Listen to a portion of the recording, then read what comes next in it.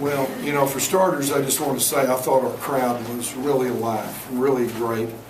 And I saw a bunch of people taking advantage of those $8 tickets up at the top, and that was beautiful to start getting that energy back in this building. In fact, I thought it was as much energy as we've had here since I've been back. And I think the crowd was inspired by a team that played hard and really competed and defended, and that created a lot of offense off their defense. And there were a lot of exciting plays based on ball movement and the next pass, the next extra pass. Jock Streeter was 2 for 10, but I thought he played well. And I thought he initiated our defense out front better than he ever did a year ago. Turned and worked those little point guards that got us into something. And we got a lot of great interior post defense out of Cedric Lang and John Bohannon and the freshman. Chris Washburn was outstanding for a freshman performance. I thought he was great. We had 7 turnovers in an opener, and that's really, really encouraging. So it means we're getting shots on the board. We're giving ourselves a chance to score. And then we created 20 on the defensive end. So all those things are positive, and we understand that we've got to get better, and we've got to improve, and we've got a schedule that's going to show us how to improve, coming up, because nobody in the United States is going to play a tougher stretch than we're getting ready to play for the next 2 weeks. Maybe 3 weeks, maybe a month. All right, nobody's got a tougher November, maybe December than the old Miners. So we just have to continue to play inspired and move the ball and take care of it. But a lot of good things happened out there tonight. Coach, can you talk about the defensive adjustment you made on Warren Niles? You had 15 going into the half, and you limited him to 4 in the second. Well, he's a good player, and we just tried to take away his catches in the second half. We didn't help from him.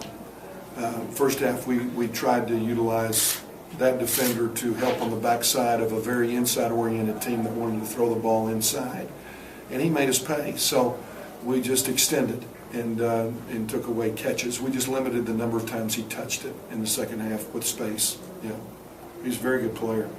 You talked in the past about not starting very well, but this was pretty impressive for a start, right? Yeah, well, by my standards, since I'm about 0 for 7 in the last 7 openers, it's freaking terrific. Maybe that's why I'm so excited. We haven't, and we played a quality team. That team, I think, will be in the NCAA tournament out of their league. I think they've got a great chance to do that. And I like the fact that they guarded us. That was we struggled. They were in the passing lanes. They overplayed us. They were limiting us to 1 shot on the board. Took away a lot of what we were trying to run. I thought they were a very well coached team. Coach, regarding the full court pressure, I think they did a good job against you guys in the second half. Can you talk about their full court press against us? Yes. Yeah, I don't remember us turning it over out of it. Maybe. But you were close to like 1 second. Oh yeah, we called a timeout one time, but we didn't turn it over. Correct. And a couple of times we made them pay with layups on the back end. And oftentimes when teams are pressing, they're trying to encourage you to take a quick 3 and get you out of what you're trying to do. And we didn't settle for that. I thought we took quality shots on the back end of the press, and it was a very effective press. But Coach Johnson, handles so many parts of what we do, that being one of them. And I think he's got our guys playing with a little poise in the backcourt. Yeah. There was a stretch there in the second half where you really pounded it inside. Did you make adjustments to do that, or obviously? No, it was just things that we have run in the years past that we're back to trying to run again. Why we admire that team we played so much is because they literally understand where you win games by getting in the paint. And I don't know what the shot charts look like, but that was our goal tonight, was to try to get it in there more than they did. We only took 7 threes.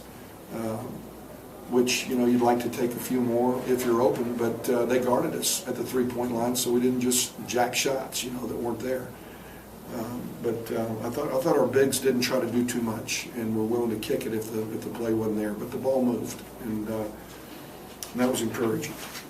What do you do when you're trying to teach a young team to win? What specific things do you try and work on?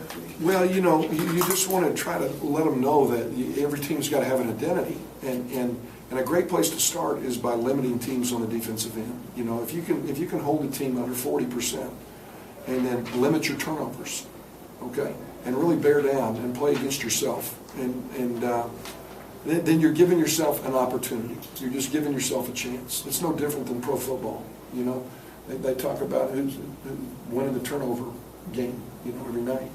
And that's what we did, and that's what we've been trying to encourage. And that's a difference in some of these guys being a year older, you know, and valuing and getting an idea of how you win, you know. But that was important because of what we have coming up. And it's going to be a murderer's row here for a month and a half. But if we can survive it, it'll serve us well as we get in the league. Yeah. Can you, do you have any update on Hooper? I know he only got... Yeah, he rolled his ankle. I think was more, you know, just scared because he rolled it back in June and was out 2.5 months with a high ankle sprain. But he had a little swelling. I think he'll be back. I don't know when. Yeah.